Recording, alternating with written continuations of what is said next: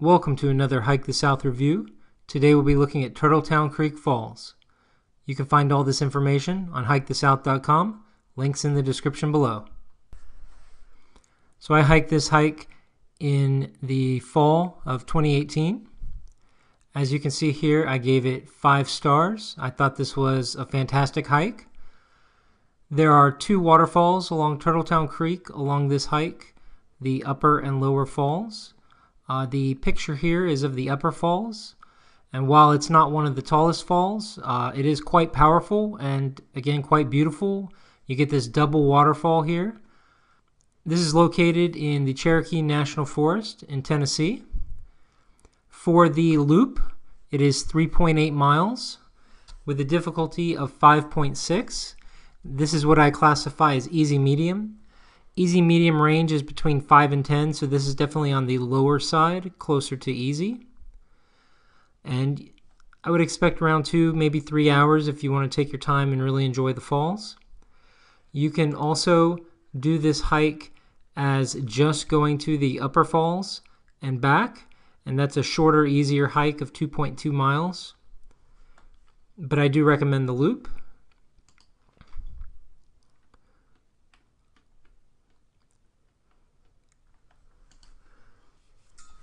So we'll go through the navigation real quick here.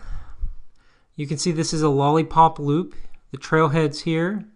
You'll hike along Turtletown Creek until you get to a split, and this is at 3/4 of a mile in. And from there, I decided this is the upper falls right here, and over here is the lower falls. So I decided to head to the upper falls first and do this loop clockwise, but you can definitely do it counterclockwise and save the upper falls toward the end. So I took a left here at this split. You'll head down some steep switchbacks, and especially if you do this in the fall to early spring, you'll be able to see the falls from the hillside here without any leaves on the trees. So you come down some steep switchbacks, then you can make a left turn to the falls.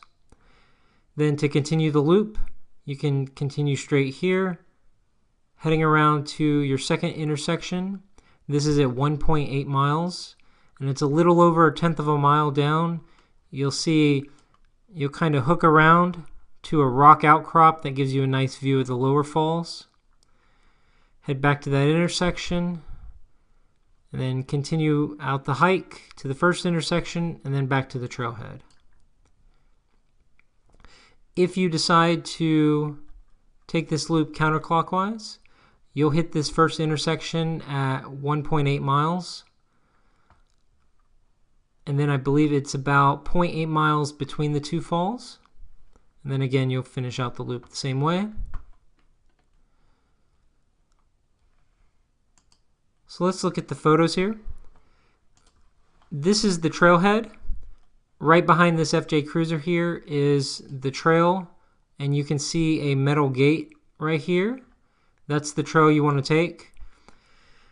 The day that I went, there was a big mud pit here in the trailhead, and it looks like someone had got stuck there pretty good. So you definitely want to park around the outside and not block anyone else.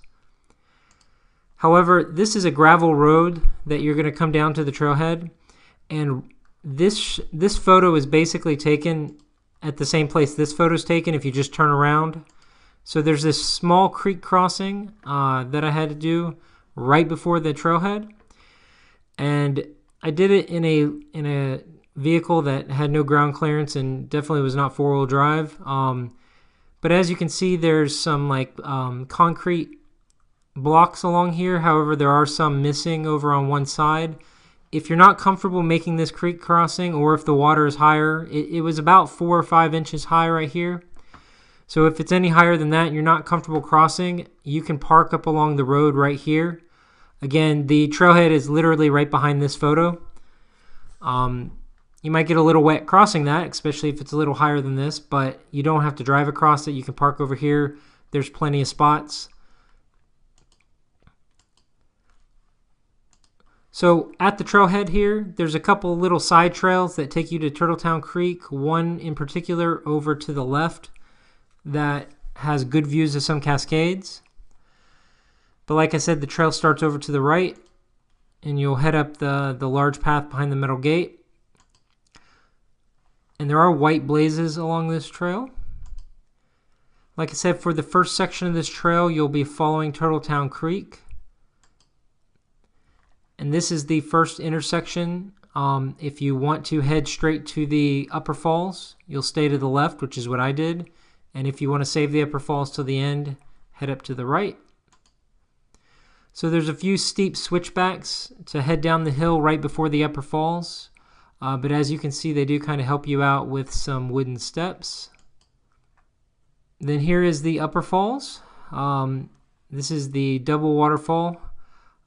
Again, this isn't the tallest, but it is quite impressive, and it was very powerful, at least on the day I went.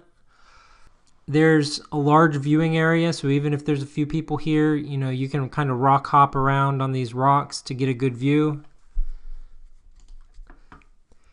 So after you enjoy the upper falls, you'll turn around and continue the loop. There are a few steep sections, and you can see some wooden steps here along the way to the lower falls, but they're not very long. And again, in fall to early spring, you'll get quite a few views. About half this hike, you'll have views of Turtletown Creek, but I imagine you don't get much views in the summer. Then, like I said, you'll kind of hook around to a rock outcropping, which gives you a good view, and you can see the rocks here. Gives you a good view of the lower falls. Again, this is another powerful waterfall. This is more of a series of cascades, but it is still quite impressive. And there'll be a lot less people here at the lower falls than the upper falls. And this is just heading back toward the trailhead. There's not a whole lot going on along this section here, but it is, you can see the elevation here. Here's the upper falls. Continue down to the lower falls, and this is the steepest and longest section of the hike. Well, there's shorter, steeper sections, but this is the longest section of the hike here that's steep, so that'll provide you probably the most challenge. But you can see the slope breakdown here. 3/4 or to 2/3 of this hike, either way you go, is green and yellow, which is between 0 and 250 feet per mile and 250 to 500 feet per mile elevation gain. So I do want to mention the directions and the trailhead coordinates here. Normally I put the trailhead coordinates at the trailhead, but here I put it along Farner Road. You can see the gravel road here. This is the gravel road you want to take, and you can see it on the map. Heading over here, you can see a car right here. That's the trailhead. However, if I put the coordinates here, when Google Maps it tries to bring you up here, or it takes you the wrong way. Whoops. So I have the coordinates here for the trailhead, and you'll just take this gravel road. It's a little over a mile down to the trailhead, but there's no intersections. You just go to the end of the gravel road unless you want to stop right before that creek crossing.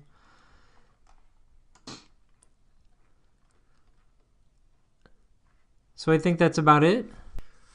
Like I said, you can find all this information on hikethesouth.com, and again, links are in the description below. I'd appreciate it if you liked and commented if you found this interesting, or if you have any questions. Definitely, if you've been on this hike, I'd love if you could leave a review on hikethesouth.com, and definitely let other hikers know what you thought. Otherwise, thanks for watching.